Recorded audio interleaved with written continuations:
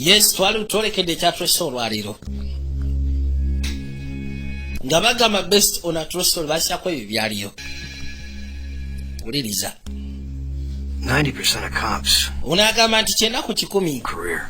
Abasirikale abasinga bava mu police force nga tebakubye na kyasi. That was roughly 1,500. Wabula ku lunaku olwo kigambibwa mu kubalamu okwangu ebyasinga 1,500 ebyakubibwa. An AK-47 machine. Twali tukute bupiso bwaffe obwa bulijjo. A weapon that was basajja bali bakute AK-47. Nanyi AK-47 mundi ya designing kubeera mu lutalo. Ebyase ebyamanyi byali biyiziddwa ogezaako kukita mu body hammers za police. Used them in a bank job. Abasajja sebo babikwata ne babikozesa mulimu gw'okubba banka. America has ever done before. Kwegamba okola ekintu. Dangers all around us. Omuntu mu America kyatakolangako. Baleeta akasamba tuko gye tuli. Maybe even the guy next door. Kwegamba ffe oba osanga ne mulirwana. Yakayise eddakiika 4 the North Hollywood shootout. Kati nga bagamba ku Lwokutaano February mwaka mugulengedde nga bagamba Michael Marsden yagenda bakulembera. Ne bagamba Ronnie Livingston tagenda kabulamu.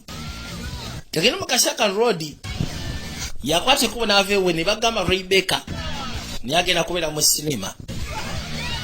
Douglas Payne wano sebe waba neighbor waliwo kapati kyava akwate kubo n'akonkona nguluko sebe kubira waggulu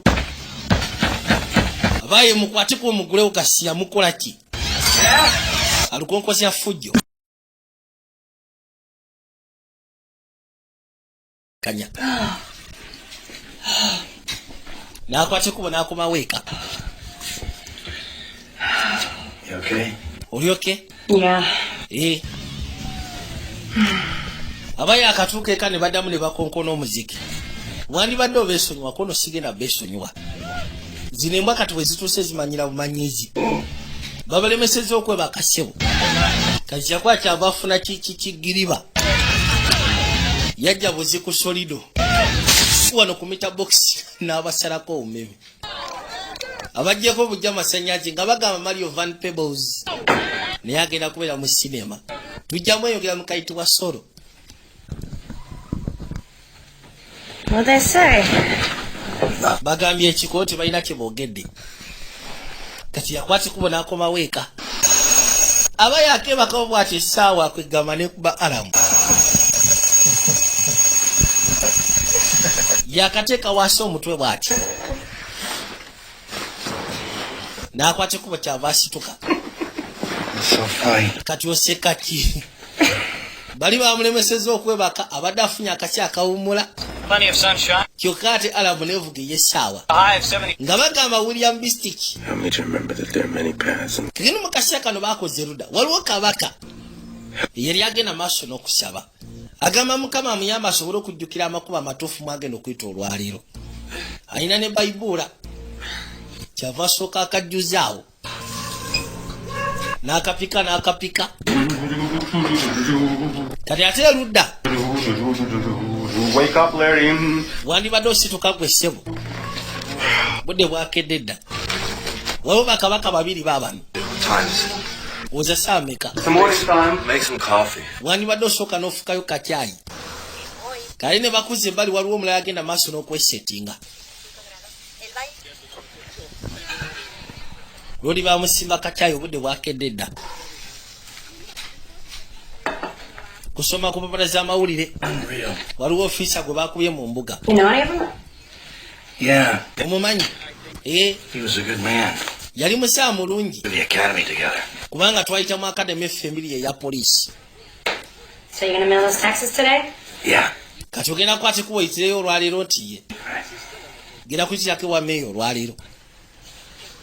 Nakyakwe kujja mutereezi. Yajja akasiibule mu mpolampola.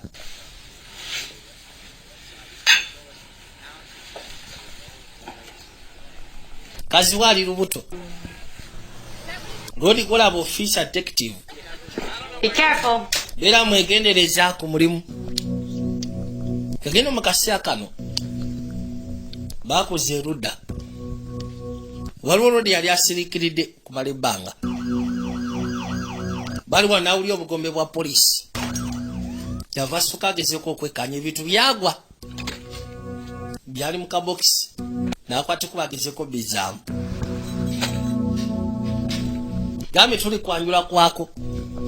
My father was my hero. Agamba mu kitaawe yali omuzira we. He died in his patrol car of a heart attack. Kitaawe yafiira mu patrol car emabega. He was 62 at the time. Yalina emyaka 62 mu kaseera we yafiira. Yali ofiisa. Kyava asooka ajjawo oluto. All I ever wanted was to be just like him. Kinali njagala kubeera nga kitange. He loved it when I made SWAT. Era mu butuufu singa yali akyaliwo yandikyagadde we nafuukira owa SWAT. Owa we nagendera ku ttiimu y'abaswat. Bagenda bakulaga abantu ab'enjawulo. Waliwo nakyala akeeza otambuza amagujja ye. Kati no mu kaseera kano waliwo ataatunga essaawa agitungira ku giraavu. N'asooka afuna bino n'ayitawo nabyo. N'abiteeka ebbali. Bano babeera babiri ewaka.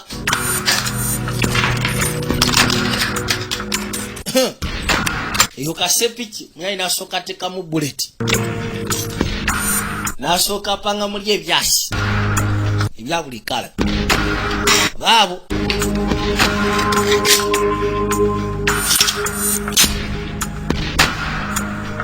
laba ekyasi bwe kifaanana.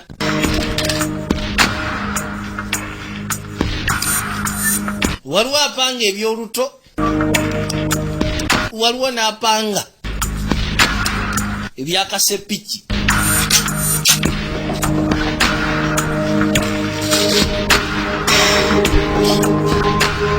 Kyava asooka yiwako uniform ya poliisi. Nono n'asooka yeeyiwako ebyambalo. Ne yeesetinga bulungi n'asika zipu. Ayambadde bode hammer boy. Naye kyava yiwako kavesti. Daba bano balina ziri bode hammer ezitazannya. Tuwadde eri kabaka eyakedde okwatikuba okuva ewuwe. N'ateekamu erudda oluto. N'akwata lubanto y'abofiisa n'agiteeka pembeni. Abasajja balina zi bode hammer. Ono ayitibwa Je Harris. Kyava asooka ateekako ne mutaaga.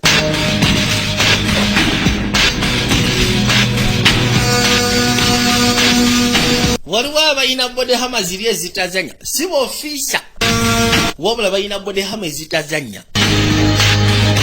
Naye yamala okwambala bulungi nnyo.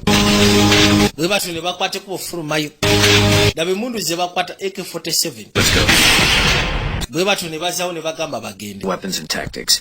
And we respond to any situation. Unayagamba nti ffe ttiimu yaffe ya SWAT. Wouldn't really have the ekigwayo special weapon and tactics. handle. Tulispondinga eri violence yonna.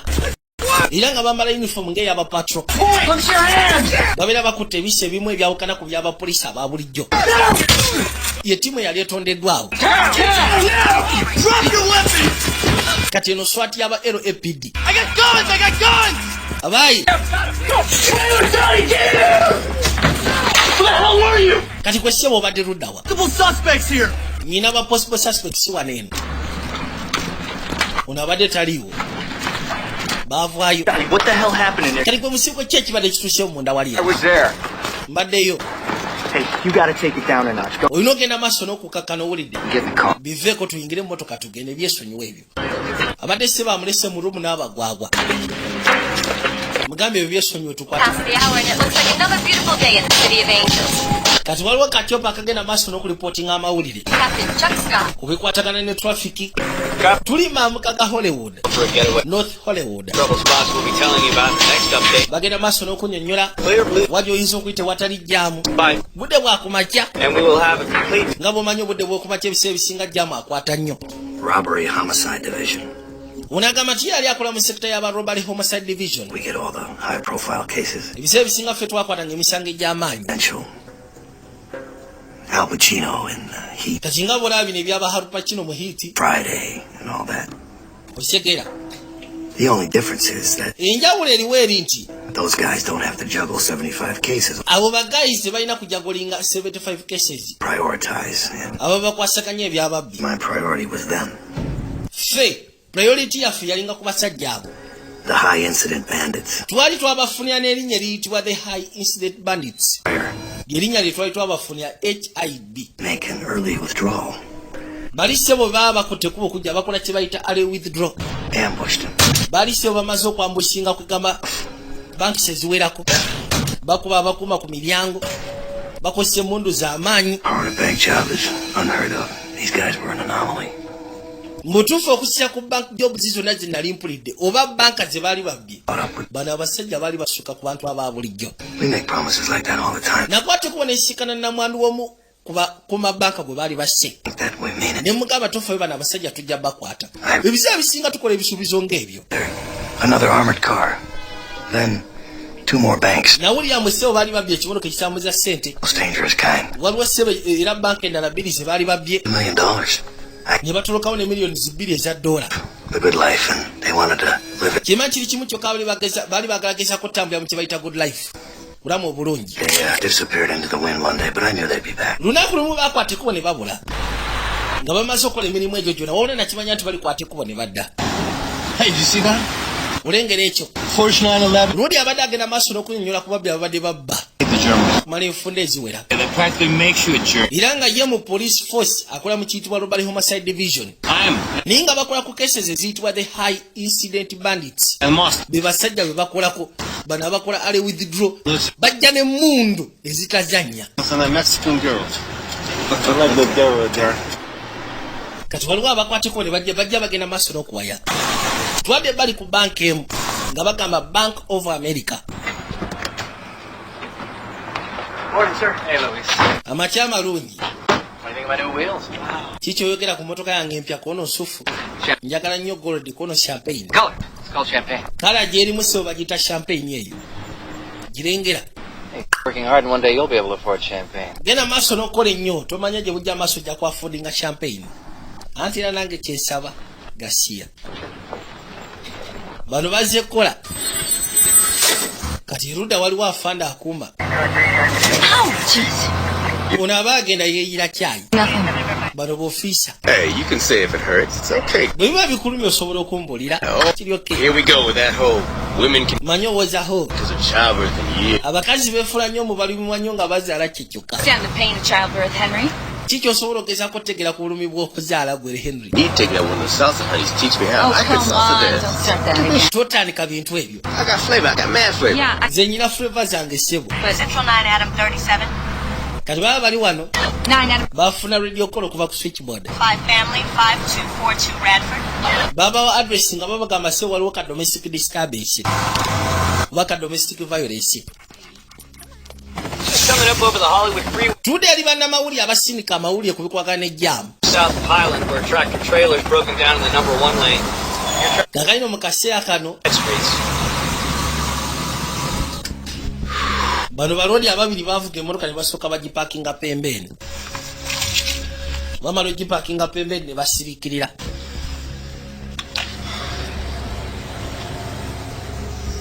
Batunudde Bank of America.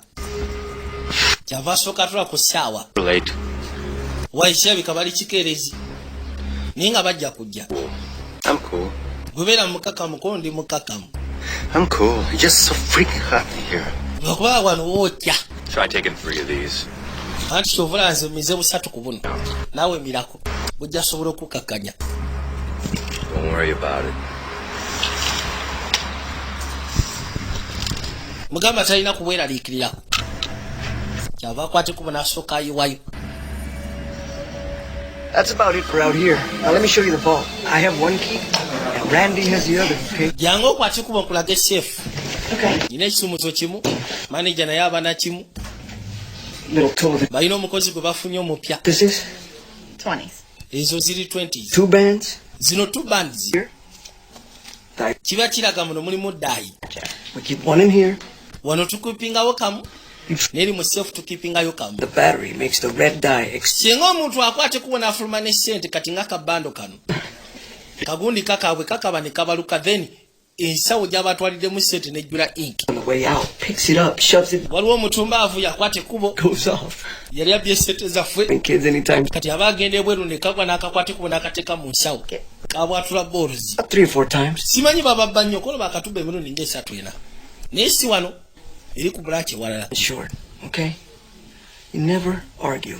Yamugamba ssente zino zibeera insured. Gwe toyoma na muntu ng'azze okubba. Okay, let's go get. Gwe omuwa ssente n'agenda kuba munaye tekiri wathe bulamu. Okay. At that point, I kicked the door. Katwadde bali ku poliisi. I get 7 stitches. That doesn't concern me. Ekyo tekina makulu. You went charging in there like some freaking John Wayne. Ekintu kyenfaako kiri kimu kyokka mwakutteko ne muyingira ng'olinga John Wayne. Kyokka sirawo n'omuleka masekati g'abatumbaavu nga basatu. For a tough time, son. Your father was a Lieutenant, pregnant. I'm fine. That's Lieutenant kugambye ndi fine teweetaaga kuzza bya kitanga. Dozen cops in the LAPD, Donnie. And only 60 are good enough to make. Yamugamba ku LAPD police force kuliko abasirikale 9 era abantu 6 be basobola bokka okubeera ku SWAT team. Decisions, the right decisions from here on in. Era yamugamba asooka afune day off. 70-year-old. Okuva kati kyolina okugezaako okumanya nti okola right decisions. Asking your opinion. Sikusaba opinion yo. That's all. Kyekyoka kye mani njagala okugamba. Genda. you go, Frank. Hey, Ralph. Good as new. Should last you another 20. Anti kwata eyo mpya simbi. Yeah, Okay. sure it will. Kakasa ndowooza ejja kuba asufu ejja kunkolera. Yes, Nti era ddala butereevu. let's hope so. N'asooka ateeka mu bulungi ebyasi. Oli ayitibwa Frankie. Hey, Donnie. Ogamba kiggwe. How are you? Oli otya? Bad. Anti sire bubi. Man, he was good. Kizaawe yali musaa musufu. Together 77th, right? He was mine. Mwasavinga mwena ku 77th kono ye. That was a different department back then. Naye ate mu biseera bwe yali department ya njawulo. Here. I gotta run.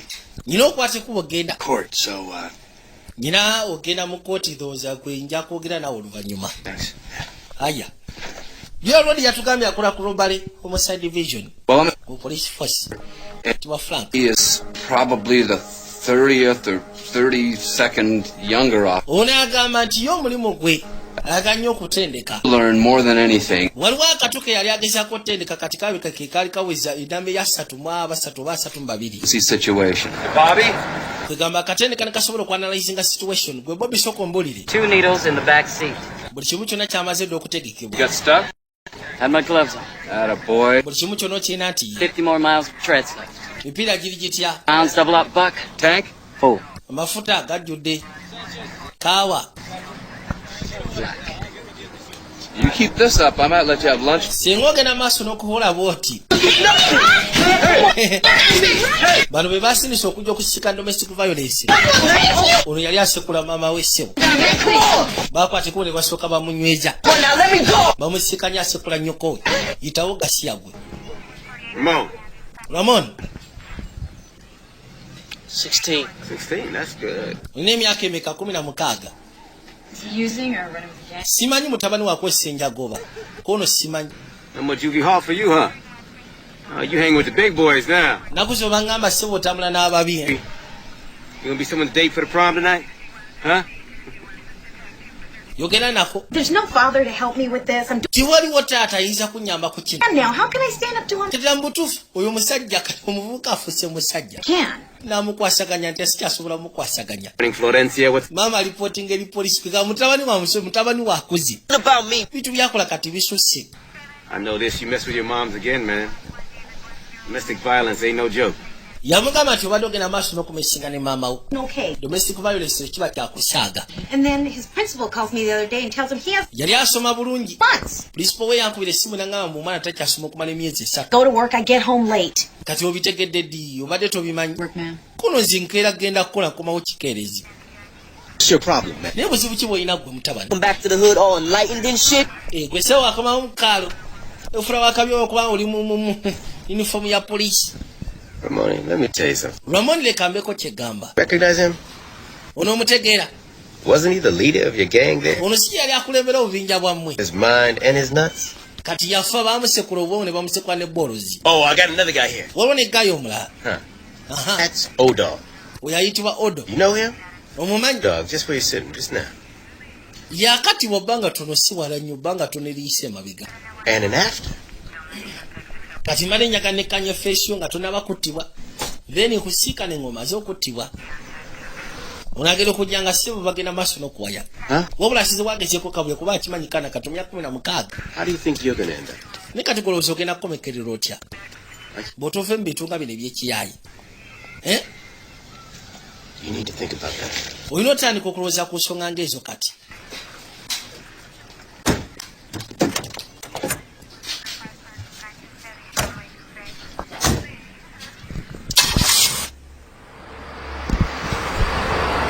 Tuwadde w'abaana abaswami balina ssebo AK-47. You junkies.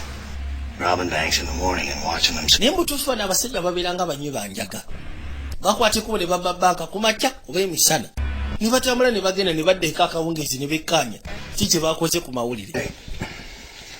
Testifying in the Cortez case? Ogenda gezaako tesifyinga mu musango gwa Cortez? Done on that? Ki? Yeah, the cop. I think he's guilty. Nze n'ozoona omusirikale gumusinga. 3 cops involved. Anti bali basatu tali omu yekka. All 3 of them must be guilty. Kale bonna basatu kirabika gye basinga. Kano kannamawulire. You're gonna say anyway, right? Right. Si kyogenda okwogera. So now you've got a source. Kati olina source, Back in '65 was the Watts riots, then early '70s the Hillside Strangler, and mu myaka gya 1600 eyo byali bituufu 1700 ebintu ne bijja nga bikyuka. on their houses at night. Then along came Kasonda watu. these. Kabadde kazifuna information kuva mu ye. Well, by then we all became a bunch of racists, right? Mu 1900 awo It's gonna be a while. we baakubira omuddugavu emiggo. 39. Fernando oza tetufuuka balwesi si bwe kiri. Big time at Riviera. Kati babagamba nti omulamuzi agenda kkerewamuko. All right, thanks. Okay. You know you forgot OJ. Weerabidde O.J. Simpson. Imagine that. Okay. I'll tell you what. Omanyi? Why don't you come by my house? Lwaki okwata ekkubo n'oyitirako ewange? I'll show you my Nja kulaga ebikwatagana ku nze. size 10.5. Nja kulaga engatto yange gye nakozesanga mirimu gyange. The other one's somewhere in Brentwood. Nyambala sayizi 10.5 ejjudde enfuufu. Era ba Franka. Lodi abadde azze ku kooti kusiikana sseyaabwe gwe ba indaitinze. Naye asiika nnyo kadde amawulire. Kati mu kaseera katwadde eri b'ofiisa bano. Payback. You're gonna get us in trouble, Henry. Naye mu butuufu ogenda tuteeka mu buzibu gwe Henry. He's the one in trouble. Oli yali mu buzibu sife. Sometimes you got to do what you can. Ebiseera bisinga olina ogenda maaso n'okola ky'oteekeddwa okola okuyamba abantu. Seen photos of a live case. Ogenda maaso n'omulaga keesi. Omulaga ebifaananyi by'emisango gye tukolako. Me, I don't stand up for Hey.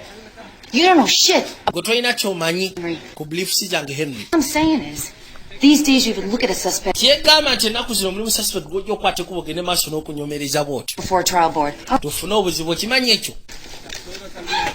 Ono ye alina bilifu nti omuntu asobola okukyusa. Sobola okwogera naye obulungi kati naddala abaana abato.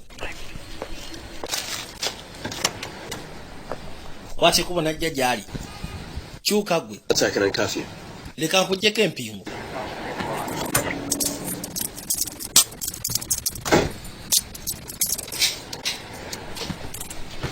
Musumulula empingu. You hungry? Simanyi oli muyala. I brought you some food. Kufuniddeyo ku byokulya. Potera wali wali yekkaanya mutuufu amwewuunya. Julayo musaamu naddiini. Kyava dda mu ggaali. Tuwaddewo abaana bali mu kimotoka. Boy. Balina kye baswamye. Era nga balina kye balinda. Agenda okuzza amaaso wayi ekimotoka kikiri. Kikiri kizze. Baligana akamotoka. Gaamudika. Kati bagenda okuzza amaaso nga kigenda.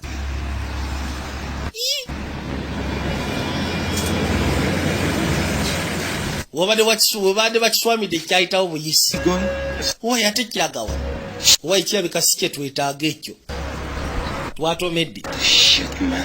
Buno busa bwennyini. katugenda kukola tutya Guys set up? ndowooza mwe muli setup tiye It's your turn to buy margarita. buli kimu kyonna kiryoke nti ye Louise, can you open up for me, please? Yes, sir. osobola okunzigulyako nti wali sibuzibu ssebo It's on your desk. bino ebisinga nabitadde ku mmeeza yo Judy.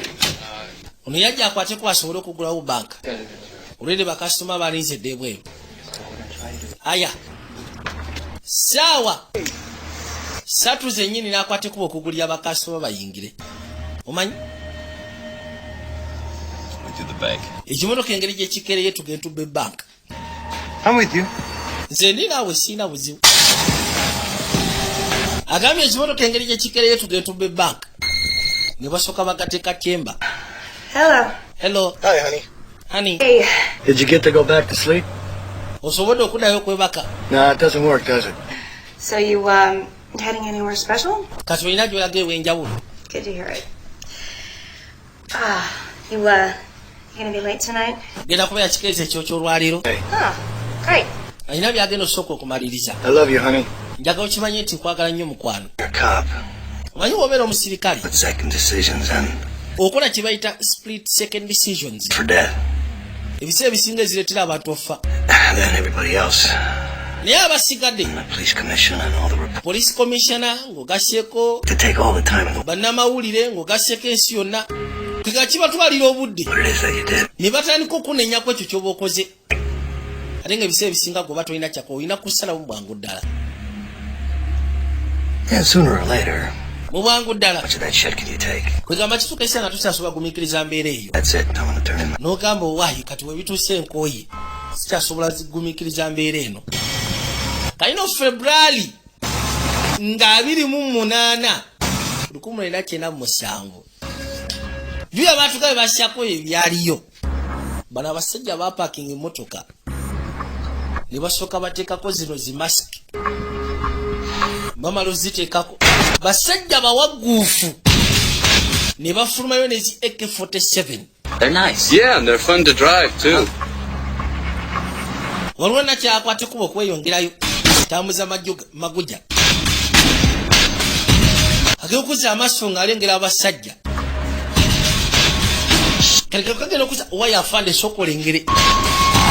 Abayaye bagenda kuyingira banka. Wabula bakutte embwasi. Ziri hevwe. Ono yakwate kuba n'asooka akubira mwenda emwemu. Everybody down! Buli omu wansi.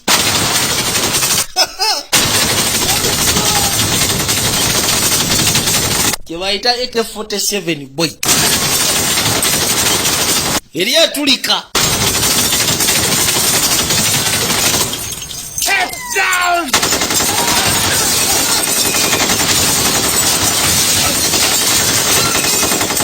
Move and you die! Bw'oseguka ogenda fasi akakulaba aseguka. Impossible. 211 in progress. Banaye waliwo obubbi obugenda mu maaso ku Bank of America. With AK-47. Abasawo bakutte AK-47 boy. 211. Let's clear this street. Got it. All units, 211 in progress, 6600 Laurel Canyon. Shots fired. Ne batandika okugenda maaso n'okuyita yuniti zonna eziri okumpi. Byasi byatandise dde ovuga. Ne babawa address. Described as large males wearing body armor and carrying Bagamba nti abasajja banene bambadde body hammers ate bakutte AK-47. That day, I was ready to say enough, and then Ono agamba nti ku lunaku olwo mu butuufu okusyako ebyo bye nali mpise mu police force nali ntuuse nga njagala gamba kimala kansayininge. Ntusayininge. you can turn your back on. Wabula ate bw'omaliza n'ofuna call oba tokyasobola kiddukamu. Stay down! Attention all Valley units. Attention all available units. Waliwo obunyaguluzi obugenda maaso. Officer needs help call is the most important call you can get. Ono agamba nti singa ofuna call okuva ku switchboard. Trouble. Yekola eba ekyasise okubeera ey'amakulu gy'osobola okufuna. Yeah. Nga bakusindika information ne bagamba nti ofisa bali mu tabbu. PD was family. My dad was Nze mu biseera byange ebikadde. years. Kitange Died when I was very young. mamange yafa nkyali muto n'ensigaza kitange yali ofiisa. State. Kati LAPD b'ofiisa banne bakwatanga ekkubo ne bajjeeka. Ne bafuuka bakika kugamba ne bafuukira ddala bakika. That means your family. So that kati bw'owulira ekintu ng'ekyo nti waliwo tawo oluguddwawo abasajja basekula bulabula n'ebisigadde oba omanya tufamire eri mu ttabu kati jjukira ali ku swat yakwata ekkubo najja erudda kyava asooka atumira abaana bayitewo tebalina budde bwe batyo ne basimbula swat special weapon and tactics.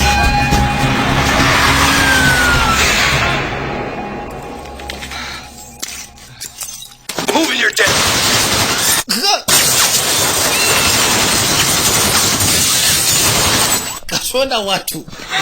I did 2 tours of Vietnam, and there's 2 things you never forget. And the sound of a machine gun. Those 2 guys were packing AKs, and I had a 9mm Beretta. Gun.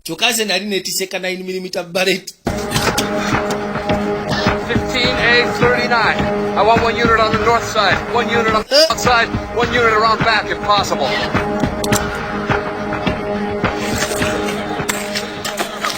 Hurry up!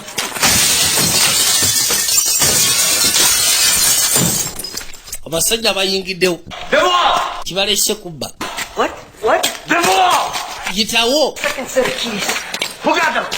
Randy over there. Sinze nyina ekisomozo ekyokubiri ayina ekisomozo ekyokubiri ayitibwa Randy Yuli gwe sebo vaayo. Hurry up, bitch. Deeta ekisumuluzo gwe yitawo.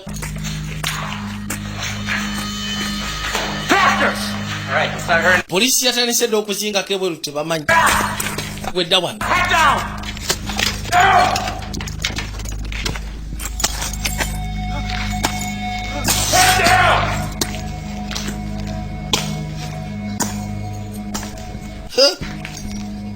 Bali serious. There's something going on out here. I don't know. Kati ono musatu akulambya parking yagamba waliwo ekigenda maaso wabula simanyi kigenda maaso bulungi. Nekyabika ekigenda maaso si kyangu. Kati bano abaali bagenda maaso n'okulipotinga amawulire ga traffic batandika okulipotinga nga bagamba nti waliwo ekigenda maaso ku banka. Kati erudda waliwo engeri y'akalwaliro. Ne be baali bakuula amannyo bajja bekkaanye.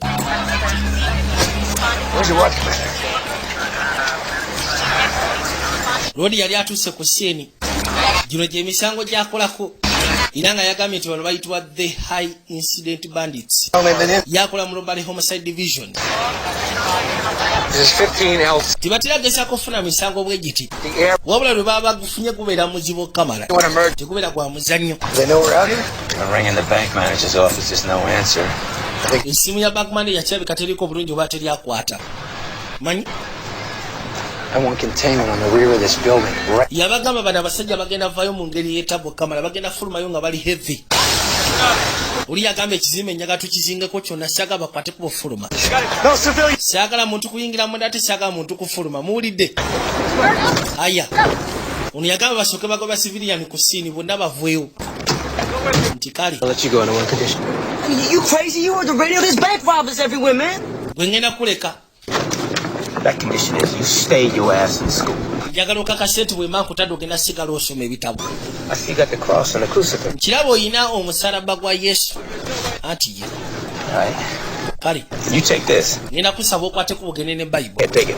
Gitwale. Man, what am I supposed to do? Kada mutufu ze Bible ngenda gikozesa ki. Whatever part speaks to you. Kani nasoma pati kikono pati yonna eyogera naawe gy'oli gy'obogenda maaso n'okusoma. Mom again, I got her number, she got mine. Bw'okwate kuno oddamu osekula nnyoko maama wa ayina essimu yo nange nnyina eyiye. Don't do that. Bwe naakwate kuba okujja ojja kifuna nga kyokya syagala okomekereyo mu kkomero owulidde.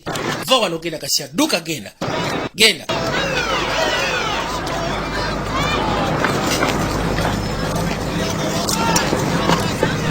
Naakwate kuba okusembera erudda. Ono yakimanya kirabika omuvubuka amulesi. Yasooka n'atuuka embali n'atunuulira Bible. Ono inakyali yakubidde poliisi. These two guys hold. Waliwo bagaya abakutteko okuyingira mundaawo. Need to stand back. Tugenda kusaba oyimirire emabega. Need to stand back. Sitaani ng'emabega maama tukusaba busabi. 170. 405 is clear but slow in both Eno ssebo walikirira naye ate egenda mpola. Skybox. Got fly. Fe aba Skyfox fe tugenda maaso n'okuripootinga. Bano bali ku jaamu. Balipootinga jaamu. Tulage okuza amaaso okwekkaanya. Wayise okulindeko. Waliwo kyalengedde poliisi erina akabanka kezinzeeko. Bill. We got a live feed up. Wayi tulina ka live feed. Progress, North Hollywood. Kyalika waliwo ababbi abagenda maaso n'okubba ka Bank of America. Shots have already been... North Hollywood. Okay, good. Go live. Kirungi kale mukayiseemu ako. 3. Pulogulaamu yaliko bagisalako. We interrupt this program for a special report from. Tusobodde okuyingira pulogulaamu eno ne ka special report waliwo ekiguddewo. Kale abantu abali okuppya obatandika okuvaayo omwomu batandise okuvaayo omwomu. Balaba poliisi ejjudde wansi. Kyupa zeetooloola. Kiki kigenda mu maaso. Here, they've got to give up. Commander, hello? Ono musatu ageza kuyita ku radio kola wa. Barodi bayitawo. Wine sindika Vambi box kwate kubodde mu safe gula waneeno. Twagala nsimbi teka mu kisawo ekyo. Ninga siku egusoose. Bali babye enfunde eziwererako ddala. We. Teka wansi ekitwe. Kyabasooka abala obudde. Wayi mwangwe tugende. Kugambye kawansi. N'okusija kwa kiseti yabwe kirabika na bagwira. Yangu ateka mu sete tugende. Kati bano balina akaduuka we baatuukira. We got a major incident going on. Tulina ka major incident akagenda maaso across wali eri kabaka. Tugenda kusaba tukozese ku kifo kyo nga post. Okay. You could expand that perimeter right now. Kati bakwate kubo ne bajja. Tables here. Bamaze ofuna schematics za bank. Wache twanise blueprints. Hurry up! Aya. Don't look at me! Gwe siakala ontunuulire. Apparently in the Kujja ng'oyagala kufuna kibalula. people are in the bank at this time. GM Kelly, we'll get back to you as soon as we have any more details. Sherman Way and Oxley. The direction East and west on the American Pacific You have 10? Okay. Ne basooka beesettinga. Yeah, we've got 4 units. It looks like Laba. Nagera okuzza amaaso n'alengera akasente kano. Akasente ke bateekamu kojja. Bwe kafuluma bwe kati bank. Kaba kabaluka bubalusi kyokka tekabeeramu birangi. Birangi ne biryoka bisaasana mu nsimbi. For a morning delivery. Munaye. Anti sente ndaziruda ko tubali tulinda za kumakya bali tubannabaleeta. Tetukyasusa sente nyingi mu bank kusi ati abatwadde bababba nnyo. We're going to the games. Kale. Okay. Yitawo. Mbu tebakyasusa sente mu banka. That's right. Kusisa ku bubbi obubadde bugenda mu maaso. No kyava akebera ku ssaawa. Why? Musituke kale mwena mudde wali eri. I can't see. Kulaba sisobola kugulawo. Employees do not access the vault. They changed the policy. Only armed transport can open it. Munnaye bakyusa code number. Aba transport bokka basobola okugezaako giteekamu. Ababa balese ssente bokka basobola okugezaako teekamu code. we're just gonna sit here? We can't Tugenda tula butuuzi wano kuba tetusobola kulumba. run on them. We rush them now. The civilians... Singa tukwateko ne tuba rushing abasibiriyani bajja kufuna obuzibu. Conflicting numbers. We don't know who's still inside the bank. Tetunaaba kumanya baani abali mu bank. Whether or not this... Wabula ebyasi bivuga. Shut up! Bano bakwateko ne babaleete bali mu safe. Mutuule eyo. Yamusikana akuba bullet. Akutte AK-47. Mikairo Akanishnikov. N'ateekako endala clip. We're burning time! What are you doing? Uwayi obudde bwetuwono onookola ki naawe? Open it, bitch! Ati munaye aganya okugula safe mugamba agigule. I can't. Banaye sisobola. Gigule. N'asooka aliteeka kyemba.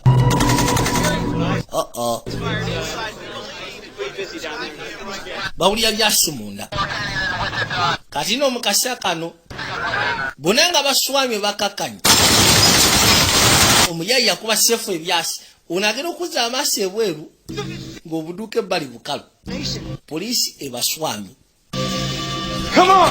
oba ejja tugende ebintu byabinonesa edda naawe jja tugende gwe gitawo bano abasajja baali tebazanya baali bambadde akakokolo kaddugavu amaaso gaabwe mutuufu baali batiisa nali simanyi nti ngenda nasimatuka nze kyenamanya kyali kimu nti omulatina agenda kufa olwaleero ko kakibalyawo ne kamanya kagenda kufa tekagenda simatuka wayi tumaze okufuna seete kati omanyi abasajja we bali ebweru banamawulire nno bagguse kano kakwate kubo ne kabayitamu kwe kujja wayi sooka ofulume waliwo kyembazi kwate kubo olumbe wali erigwe zingenda siga kusooka okwate wano microphone buli omu yeetaaga gwokya ono yayitawo n'asooka ayingire bali mu vita akutte no kamera oyinza okwokya akutte mbwasi alinga akutte ekizuka gwe kyuka genda ogenda fune wala gyogenda okuyita nyina meeting mu dakiika 10 mundaawo meeting yo tetukwatako kwate kubo kyuse motoko demabega gasiya yanguwa demabega kalira omukazi ono anjagaza ati bino byekyagala nzize mu meeting kyokka nziza mabega laba tugenda gena maaso n'okumonitaringa situation kati n'abagwagwa bafuluma wabula bambadde zibode hama ziri enka buno bu 9mm tebusobola na kuyitamu ate bo bakutte embwasi ziri heavy bwe bafulume bwe batandika sumula bullet nina kyakyamukwata mugu oyo nayita wagudde obwedda bamugamba ave ku siini nga tawulira tena abasajja bafulumye bweru wulire emundu wulire embwasi mundu nkola ya murasha AK-47 mama nyapo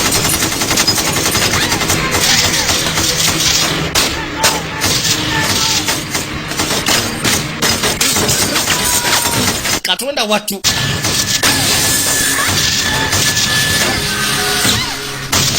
eribo yekuba bullet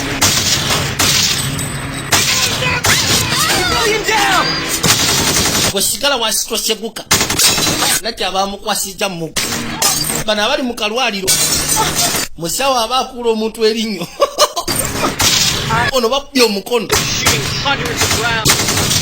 bali abasajja balina omutima oyo bullet afanda alenga yasooka nanyinya n'omuntu niyebuuza bwe bagenda batandika wabula bali open swati eri mukuba ejja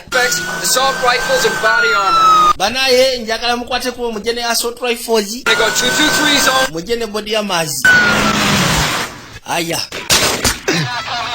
bekyasi mukubye sebo balina kavaamu zaabwe sibangu zine mundu zaffe tezirina kyezibakola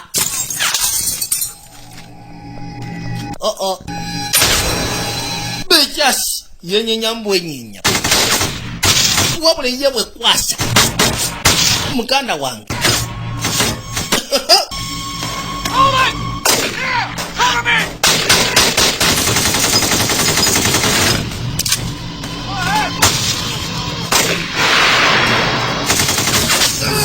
ono bamukwasija mugu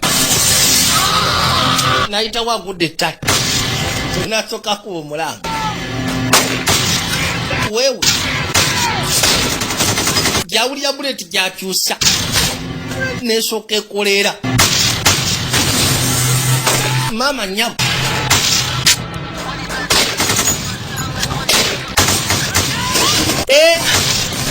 twafudde dda ono bamutwala kaasa bano abasajja kyayika bagudde dawusira ku ngeri gye bakubamu ebyasi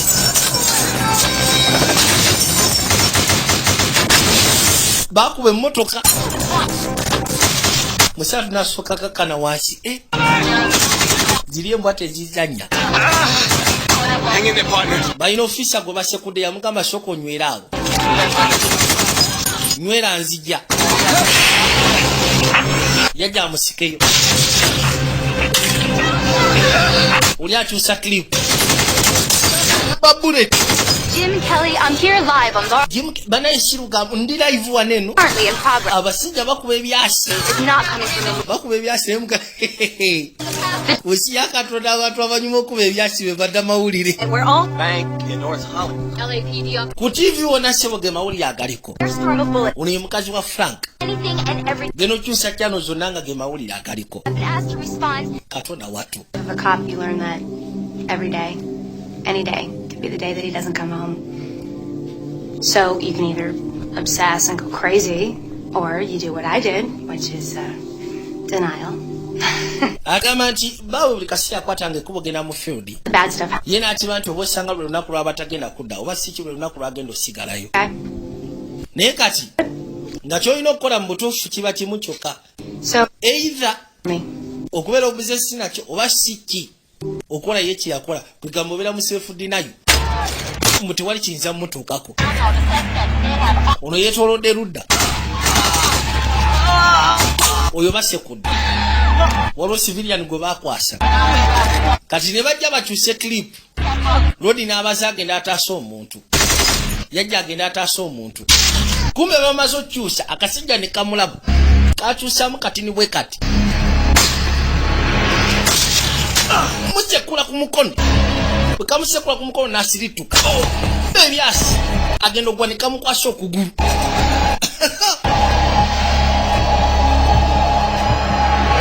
musatu eno ali ku ttaka Help a civilian has been shot, civilian akubiddwa ofiisi asekuddwa but he appears to be seriously hurt.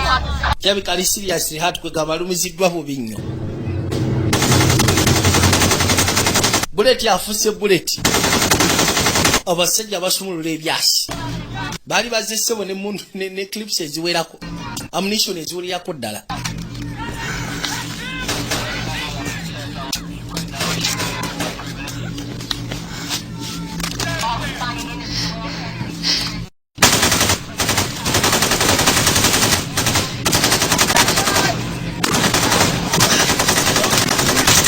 yakwate kuba gyasooka asiba omugulu guvaamu omusaayi yasooka n'asiba mugu Thank God.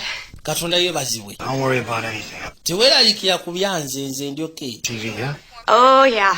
wabirabye edda ku TV kono byatusse edda ku TV banayi Yeah, ebintu biri live tibiri live everything's fine. I'm all right. naye gwe tulina kweraga buli kimu kyonna kiri fine I'm not worried. nze ndi bulungi No one's worrying. Okay. anti serayikidde Be careful. Okay. ndi wano ndyoke wabula ekikulu kyabina biramwegendereza amanyi bawe kesi zakolako yeno kesi zezimu kwezo kwegamba ez'amaanyi zakolerako ddala Are literally being ripped apart ez'aba high incident bandits through the car.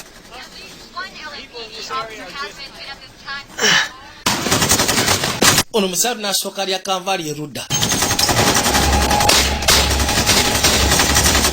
bakubayokko kasajja ne kakyusa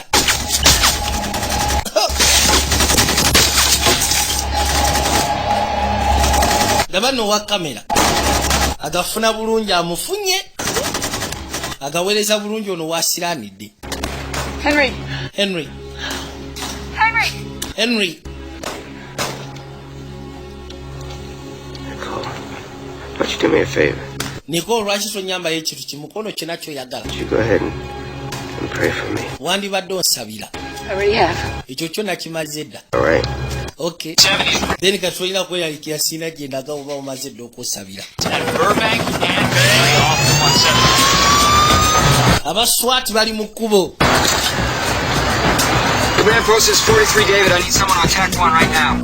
ndaba nno obuzibu bayitidde kalwere baguse ku northern bypass nga ssebo waliwo kajjaamu PTA. Frank, I'm about 10 minutes out. I'm gonna need someone to walk me in here. mutuufu ngenda kusaba omuntu anyambe eddakiika 10 zembuzaayo tuukawo naye Body armor, AKs. It looks abasajja balina bodeyama balina zi AK-47 yatemera wano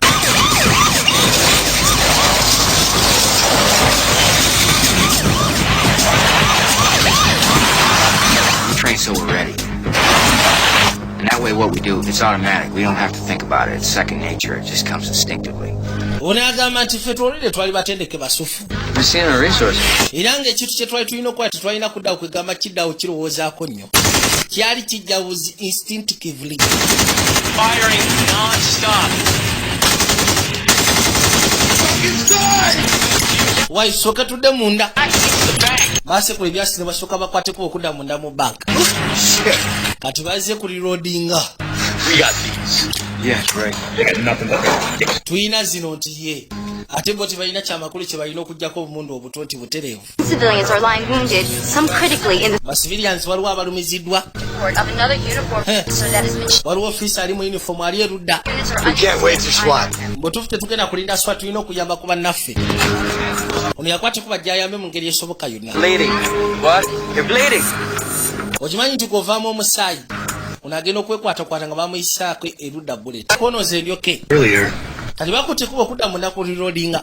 in a routine vehicle stop, Sergeant in the Glendale PD found an AK-47. Unagamba ti bano abasajja boona basebo baali bakwatiddwako emyaka ng'ena emabega. Jail for 6 Waliwo ofiisa eyayimiriza ekimotoka kyabwe agenda okwekkaanyanga emabega waliwo AK-47. months back.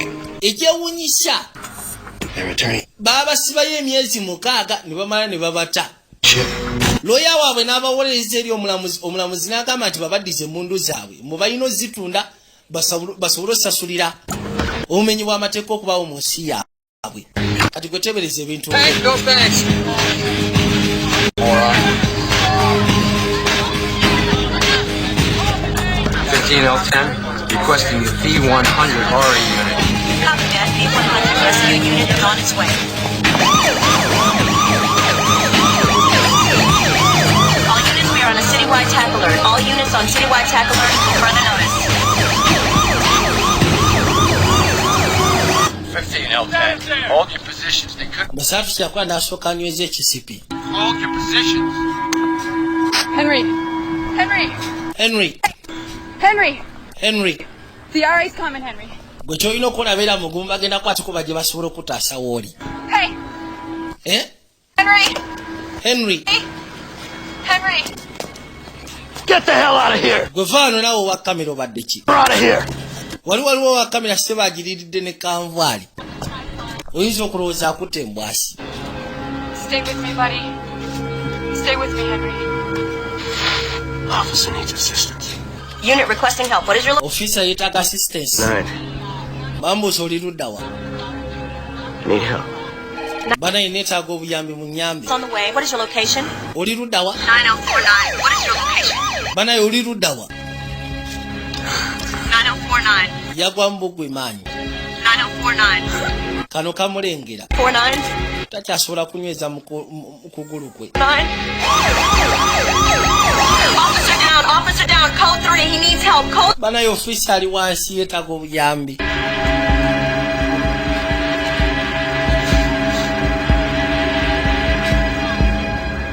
Hey!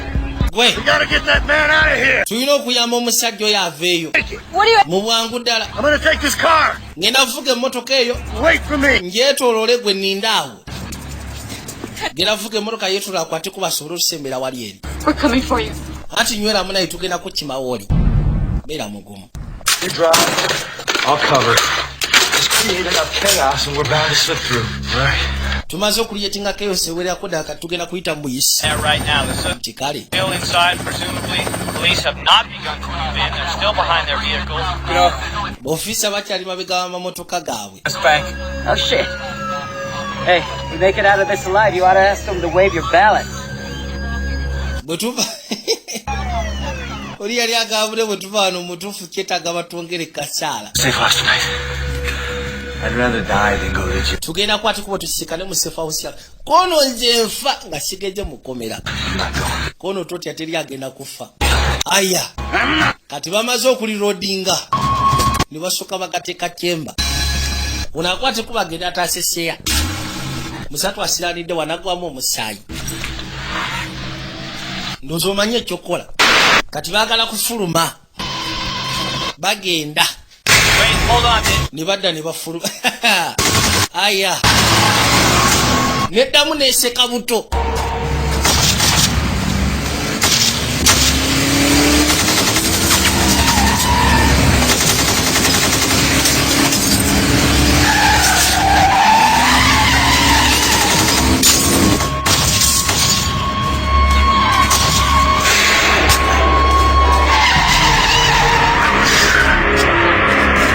omukono n'asigala ng'aseguka.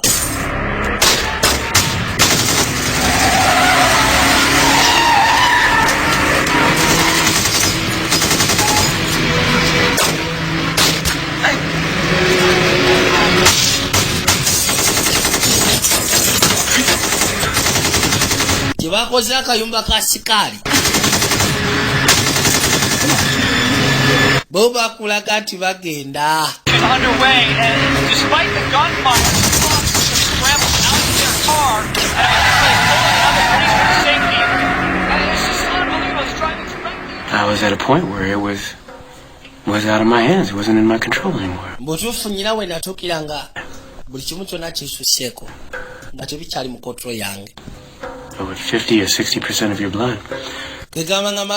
Boluzinga tugezenga 50% oba 60% ku musaayi gwo. I went back to a place where I remember chasing a suspect. Agamba nti yajjukira mu biseera ebikadde alina suspect gwe yali agoba. Bajja badduka. Bw'atuukirudde n'asooka amuweereza ebyasi. Went for cover. Tiyakola n'asooka alyamu kanvaali. I guess in some ways maybe I stayed. Wabula ndowooza mu kulya kanvaali yange nalwawo. By the time ngenda okukwata ekkubo okuvaayo. Actually turned up, robbed some folks. Omutumbavu yadduse. Kyokka ate gye yaddukira yakwata ekkubo n'abba ate n'attayo n'omuntu. Maybe you didn't do your best. Kati okuvula ne ngamba nti oba osanga nali sobodde kola kisinga kyange. Got hurt.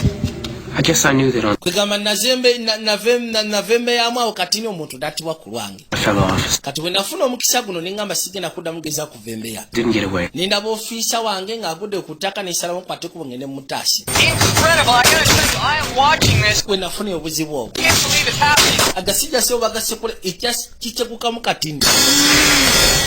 Katino sente ze baamuteredde muno zaabaluka. Ziri esigadde ne bazisiga langi. Ziba tezikola. 50 cops outside. Abasirikale 5 abali ewe. Strolled right back in. Abasajja sebo ne bakwateko ne badda munda. Nga tebafaayo. How's he doing? Kati akola ki? Whoever put that dye back in there is gonna be dead. Ono basekudde. Man, total disregard for life. Kwate kuba nasooka dda munda. Onagera okuza amaaso ekisabo yamanya bumanya. Yamutende mu sente enkyamu. Yamanya bumanya kaakomewo atuuse. Yaggalawo seefu. Webyasi ku seefu nga tebiyingira. As the gunmen continue to fire at the police officers as they try to make their getaway. Dozens of officers and civilians have been wounded. Officers abawerako balumiziddwa ng'ogasseko n'abatuuze. Ono yafuluma ne banayiga mala gakwata. Tegajja kupitako nga ndi wano. Absolute war zone down there. The fire continues.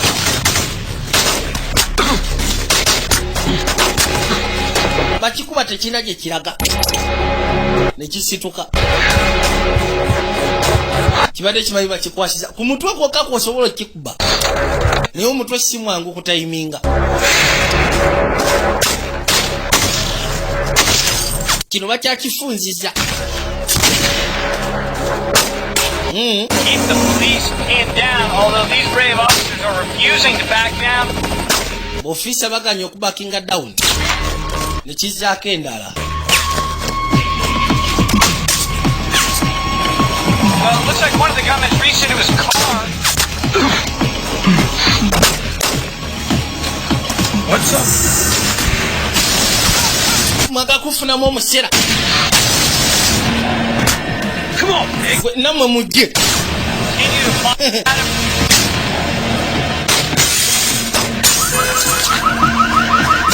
Bakikuba. Bakiremeseza obulamu. Abaswati banoonyeza banya. 43 David, we are eastbound in an alley heading toward Laurel. Should be there in 2 minutes. Tubuza mausi 12 mu dakika tugenda kuba tutuuse. The policeman's return fire doesn't seem to have any effect. Ekintu bakikuba wabula tebakiteekako obuzibu bwonna. Kisooka kiweze abakyopo. We're gonna have to get out of here. Why, tulina osooka okuvaako wano akasajja kagatutta. Get out of there. Muveeyo mmwe. chaos here. It's madhouse everywhere. Babaga baveyo kugamba. Haul your ass around the corner to B&B Guns and grab as many semi-automatic. Kwate kubo gende waliwo akaduuka akatunda emmundu bali. Funa emmundu zonna zosobola ofuna automatic weapons. Kine watyo kyafuluma. Aya. Ne batandikira bebadde bakomye. Oli yadda mu mmotoka kati no njagala olabe. Kambe basyako ebyo ebyaliyo. Bamukwasiza. You drive, I cover. Kati plan eri bwetu kwevuga nze kabalinge. Bwetotya. Sebo kiyo kigatambula butambuzi ng'oli avuga. Emabega wali ebikozesebwa. Kisoka kijjayo endala. Hey.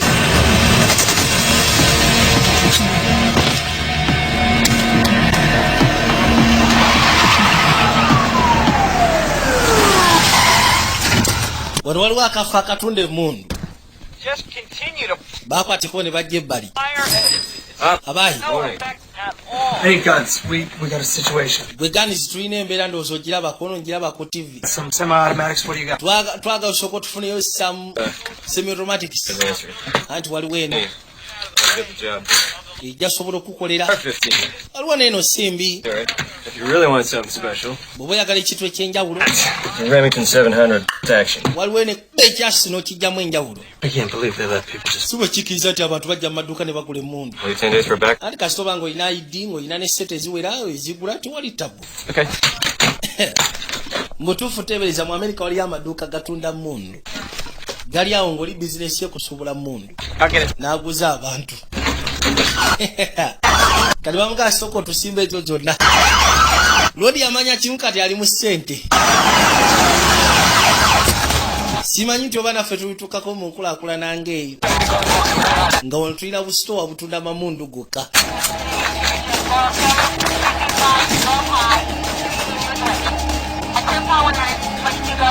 Command post, this is 43 David. We are at the scene. Let's go. Tutuuse ku ssiini. Kati abaswati baali batuuse ku ssiini mu kaseera ako. Possible third, and maybe even a fourth suspect in the bank. Basajja tebabalengera bwe bakuttewa. Okay, yeah. Want you to grab that armor car? Sooka ogenda ofuna ekiri ky'amadika. Got it, go. Tugenda kikozesa okutaasa abalumiziddwa. We have 2 suspects heading eastbound. Tulina abasuspect bakwatako okukirira eri mmanga. Suspect inside the bank holding hostages. Shots have been... Tukiwa nti waliwo owookusatu alabika okuba nga asigadde mu banka ng'akutte abawambi. Kubanga ebyasi bingi obwedda bituwulira munda mu banka eyo. Ono si oba muggyeko emmundu yamanya mu butuufu olwaleero afudde mu bwavu. Kati ani agenda okusasulira? Anti munaye lisiti ogenda gisindikira meeya. Baba no bafuluma bavaayo ku banka. Omu ssebo ye agenda akuba buleti omulala ali mu mmotoka kyokka bavuga sipiidi 2. Tebalinamu wadde okutya tebalinamu wadde okweraliikirira. Teebereza.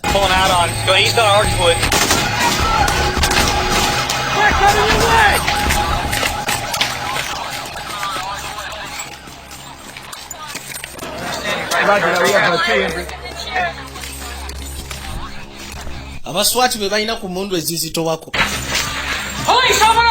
Poliisi mugulewo.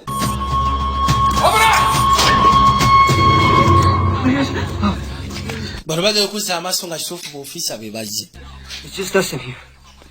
Tiwaliwo waakusatu bali babiri bokka. Aya. Kino kye kimotoka kigenda kirescuing abalumiziddwa. Basivilian ng'ogasseko ne b'ofiisa. Muyitewo.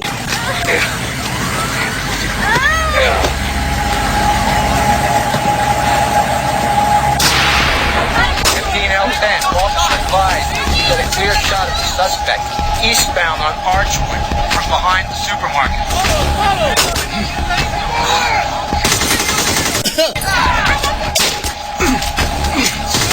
Bakonga wa. Ye n'asumulula. Awo n'asulawo basatu.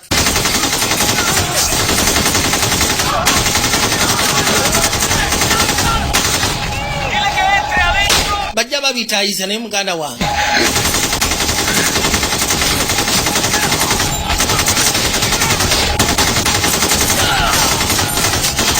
Kibayita AK-47. yemu kwa assault rifles ezaali zaakayiyizibwa be yasooka okuyiyizibwa yayiyizibwa kabaka ayitibwa Mikaeli. Get in the car! Get in the car! Oba yeyingire emmotoka katono biralisa omubuzaabuza seyawa mugamba yingire emmotoka wabula kati atandise okubeera stranded. Yayitawo n'asalira wali. Njagala abaofficers babeere mu buli nsonda bano abatumbavu tebalina kuvaana olwaleero. Nagekuza amaaso ng'emmotoka egenda ekimu kidduseeko kyakuba kyava asooka ayita erudda. Number 2 suspect driving the white vehicle headed east on Archwood. We've got number 1 suspect on foot. Number 1 is behind a long bridge. Kati obuzibu obuli ku AK-47 bw'ekyamuka yeekyanga. Ono yasooka n'agijja ku kakiripa akasooka akasepiki. Najja ateekeko endala. Wabula egaanyi.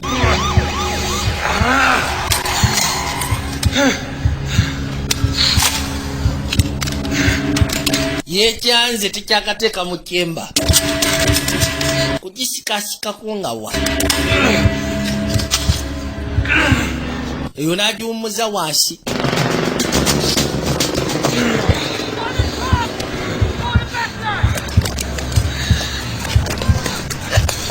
Najja afuna oluto. Teeka kyemba. Ono yeyagambye mbuye tadda mukomera. Kama mbaya ni mbaya. Yesebo tadda mukomera.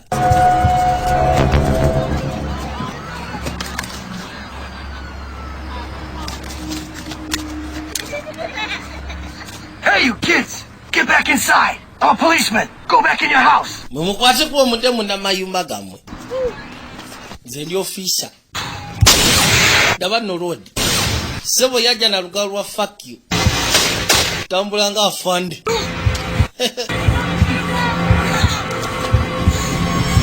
Uno yakiswama.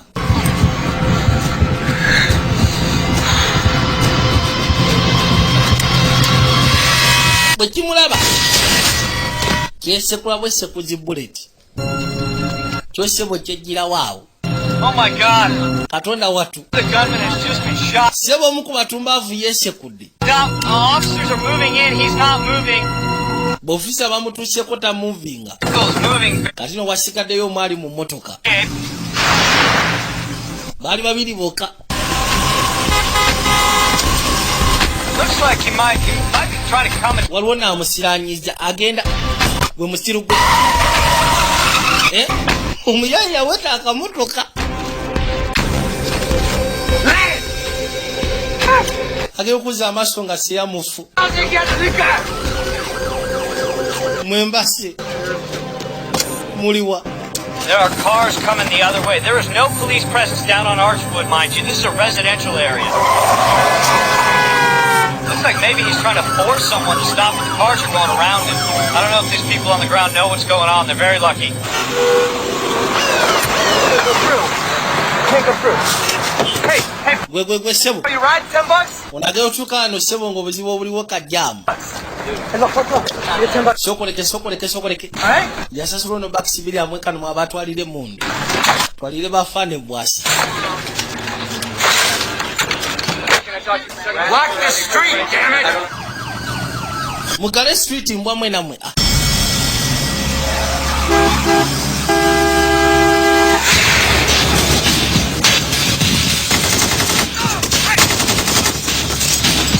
Okay, he's firing. He just shot through his own window.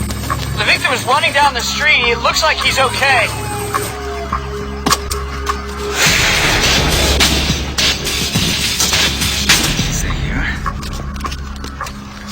Well, it looks like the gunman has reached into his car. Yasooka n'akwata kuba ne yeetula n'ajja mu mmotoka ye.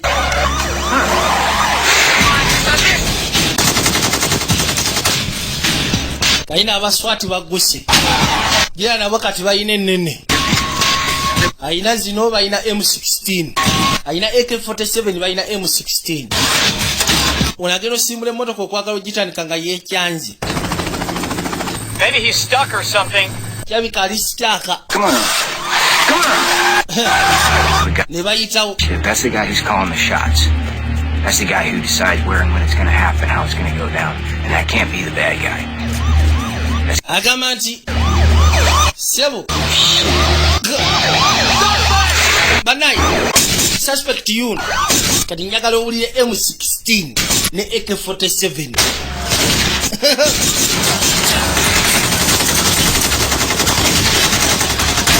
Unbelievable. M16 nkola ya America.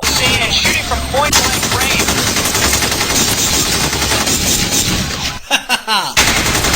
Aya. Kasajja sebo kali kamule muganda wange.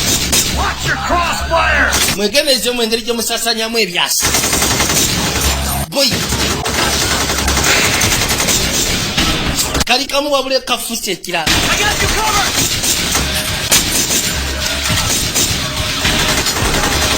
Zawukana mu ddoboozi.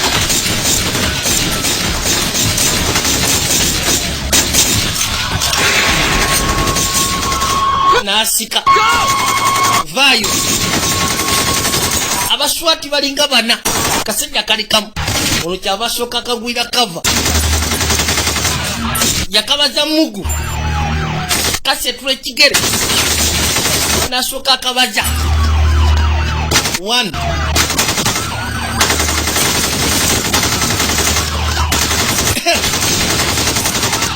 2 3 4 kumukaga nakakuba bullet kapia kigere mugenda kwekwekei nayo nasooka aweerezaayo nasituka abayayi ne bamuba evivi kugulu bakuvunziza nakakana hala bamukubye evivi emirundi esatu. He's down. Wayo omukyala akakanye naye muganda. On him. Stay down. Do not move. Wayo sigala wansi tokyekuka gwe.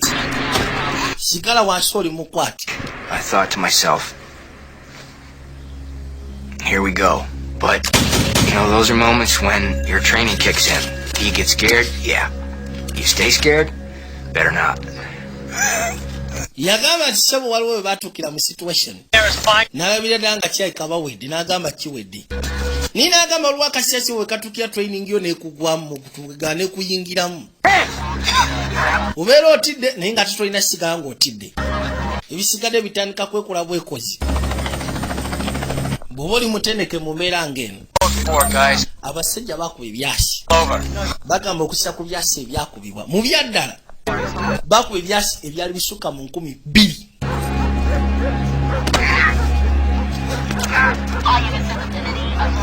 Rounds 2,000 ezakubibwa awo ssebo. 1,200 ez'ebyasi. Oli yanyenya n'omutwe kyava akwate kubo ne yeeyongerayo. Naye eky'omukisa ekyaliwo bambi tewali baalumizibwa. Era okujjako bano bokka be baafuna obuzibu. Batibwa.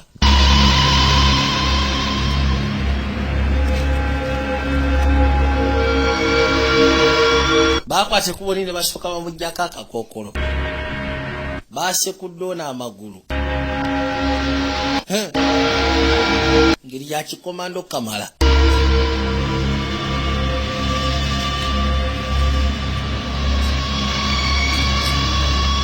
We generally are supposed to have the firepower. They had the firepower that day. We had the willpower. But you know what? I'll take the willpower over the firepower any day. Unagamba ati abo abasajja sebo balina omutima okutusinga. Bisigadde basigala kulawuna kwekkaanya. Gambe tuli kayitibwa 44 minutes. North Hollywood shootout. Era nga bassako ebyo byaliyo. Bino biri mu likode.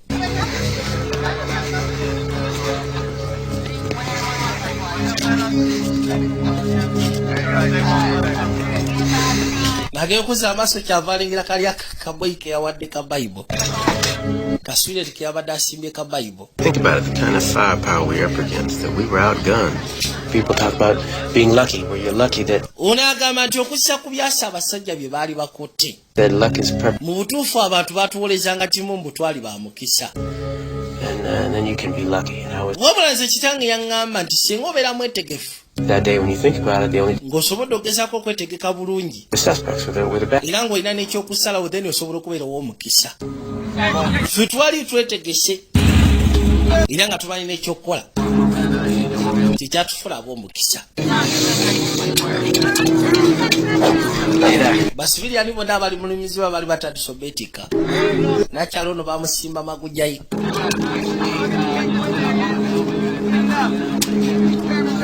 Here, partner. Hey, thanks, Bobby. Wayi partner nasooka ofuleko okunywa kono webale Bobby. Ekyewuunyisa ne namukadde yabadde mu kayumba k'abasikali yafayo alyoke. Oh, sir. Daba nno kye bakoze emmotoka y'ono champagne. Yeah, I know a buddy in East LA that can fix that airbag. Nyina kyali wange gwemanyi asobola okutereerezaawo. Kikatalitsa omujerega. How fast everything returns to a state of normalcy. In fact, the very next day there was a line of customers outside the bank, and one of the customers was complaining how the bank didn't open on time. Hey, life goes on, I guess. Así no es la vida. Se va adelante.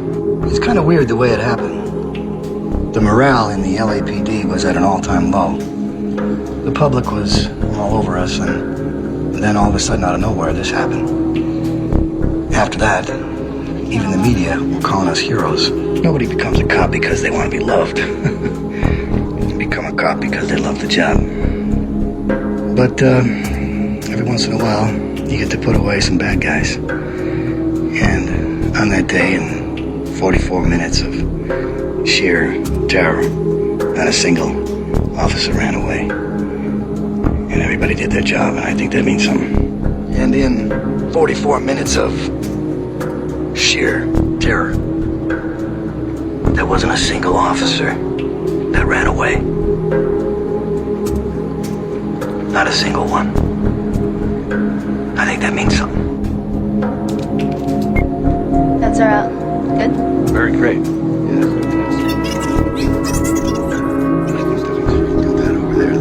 On Friday, February 28, 1997, the Los Angeles Police Department experienced a day of terror and remarkable heroism. The North Hollywood Bank shootout will long be remembered as one of the country's most shocking displays of criminal behavior and an outstanding example of professional, heroic law enforcement.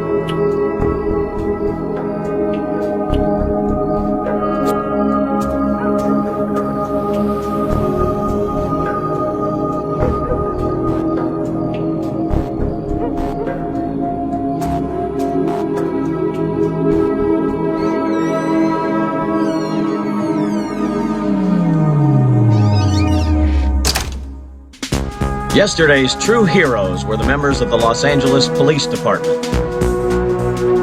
One thing everyone agreed on was the bravery shown by the police department. Police officers tell me they're just overwhelmed by the amount of support they've received. Now the officers are standing by this community, doing their best to support the community as they try to move on with their lives. My dad works in North Hollywood, thanks.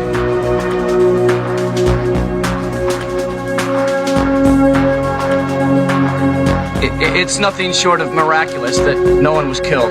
In fact, what you're talking about here is it's multiple miracles.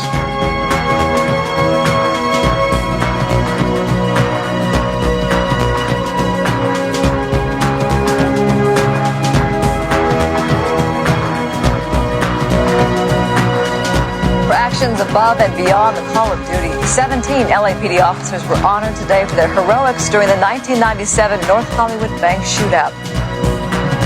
Yesterday's true heroes, of course, the Los Angeles police officers. Without bulletproof vests, without the same firepower, courageously tracked down and stopped the two heavily armed gunmen. I personally thank Commander Waller at the North Hollywood Police Station. The heroic behavior of many officers yesterday has triggered an outpouring. All of you officers of the LAPD, thank you. Many sent cards, yet others. But thank you for what you did. All of your officers. We're 32 years living in North Hollywood, and we really appreciate everything that you've done.